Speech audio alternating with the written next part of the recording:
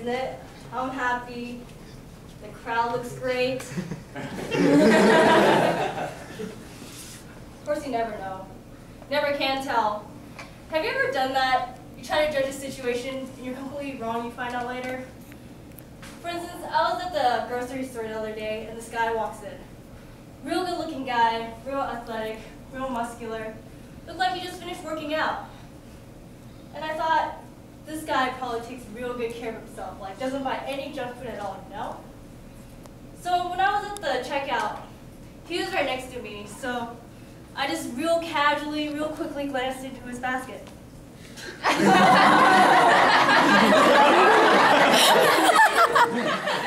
And sure enough, in his basket, there were vegetables, bran muffins, halibut. And I thought, there you go. And then I wondered if he, drives a neat little car, a cool little convertible or something like that. He just looked like that type of guy. So I followed him into the parking lot. And sure enough, brand new Mercedes, 743, one of the good ones. And then I thought, what if he actually spent this money to just, impress people and really just lives in some old shack in some old neighborhood or something like that? You can't just tell from the car. So I followed him home. Beautiful neighborhood, just incredible. I barely got to the gates before the security guard was shutting them. And a beautiful home too. It was a beautiful white house with the lawn all pretty and the bushes all trimmed like barnyard animals. But that was just outside. You don't know about inside. It could be tacky. You can't help but just wonder about that. So after a couple of hours, I noticed that he left, so I jimmied my way in. Just incredible inside. Drapes matched the fabric on the sofa. Just clean, not a speck of dust anywhere. Not even behind the dresser. It's too good to be true.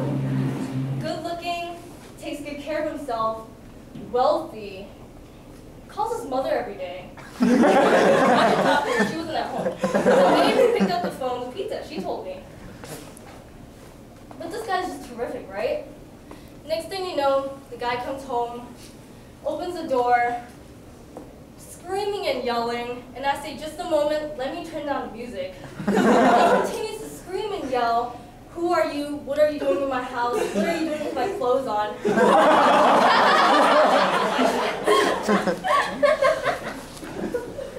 Sure. That guy. So to those of you who know something about me, that story might have been a little weird because I was acting straight. Well, really, back then when I said this comic routine, I was acting straight. When I was 19, I said to myself that one day I'll be the first woman to be on The Tonight Show with Johnny Carson and to be called over to sit down. Several years later, I was the first woman on the history of the show and the only woman on the history of the show to be called to sit down on the show. And that was the start of my stand-up comedy career.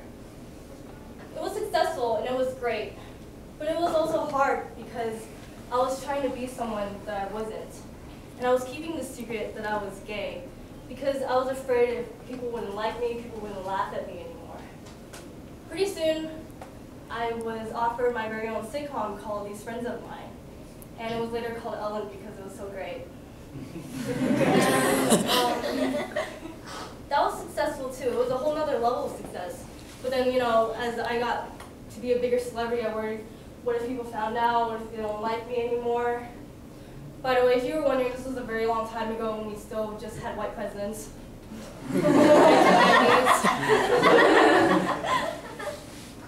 Anyway, soon I couldn't stand it anymore. I couldn't stand to live with so much shame and so much fear in my life.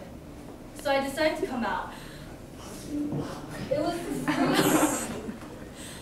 It was to free myself from the heaviness that I was carrying around. And I just wanted to be myself. And I thought, what's the worst that can happen to me? Well, I could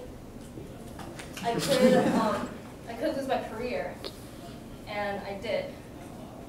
The show got canceled without even telling me. I had to read it in a newspaper. And the phone didn't ring for 3 years because no one wanted to offer me a job. And yet, I was getting these letters from these kids who almost committed suicide, but didn't because of me. And that was when I realized that I had a purpose, that it wasn't just all about me. After those 3 hard years was when I got offered my talk show, the Degeneres show. And till this day, it celebrates 32 Emmy Awards. When I look back, I wouldn't regret anything because I found out what's truly important to me, and that is to be myself. And ultimately, that's what's gotten me to this place today. In conclusion, when I was younger, I thought success was something different. I thought success was, I had my own thought of what success was. When I was little, I thought, when I grow up, I want to be famous, I want to be a star, I want to be in movies. When I grow up, I want to see the world of Jasmine.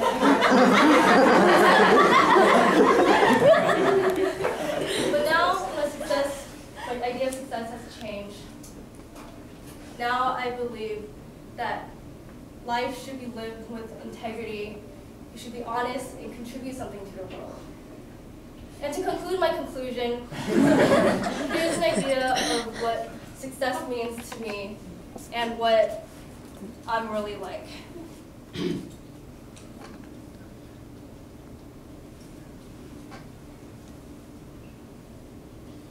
I was beginning to worry you had lost your way.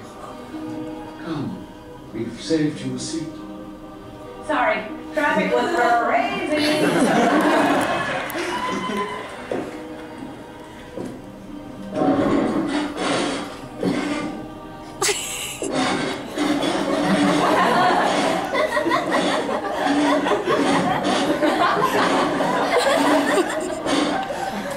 What's up? What is it? How many days has it been since the wedding? 14, why?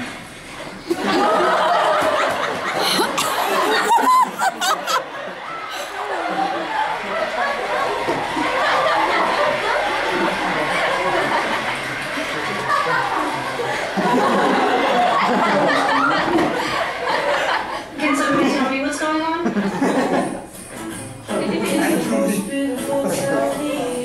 That's for the streets getting so much cheap. I should be praying in the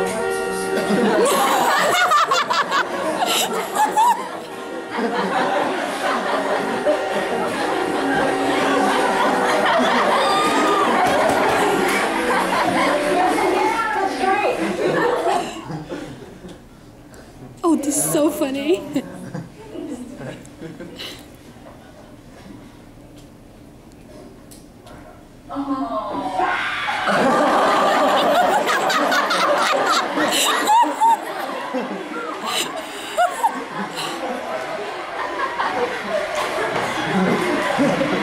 Okay, first of all, you have to squint. So squint. Okay, squint more like you're looking right into the sun. The sun is blinding. You're squinting right. Pout your little lips. You poop your lips out like that. Your lips like you're trying to get a straw and someone's moving it away from you. Squint. Squint while doing it. Squinting, looking into the sun, bright sun. Squint. Try to get the straw. Get the straw. They don't walk, they trot. They trot like horses trying to avoid puddles. So squint and try to get the straw. Squint and try to get the And you're angry, you're so angry that you're pretty and you're angry about it.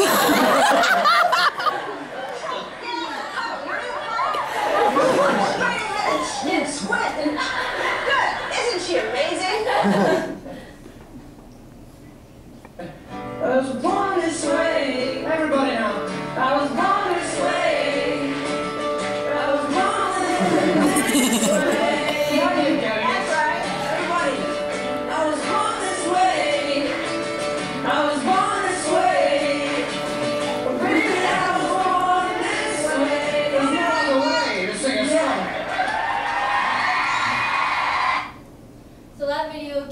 idea of what Ellen's like and what her humor and her spirit's like. Many people are good at singing and some people are good at dancing, but what Ellen has is a talent in her personality.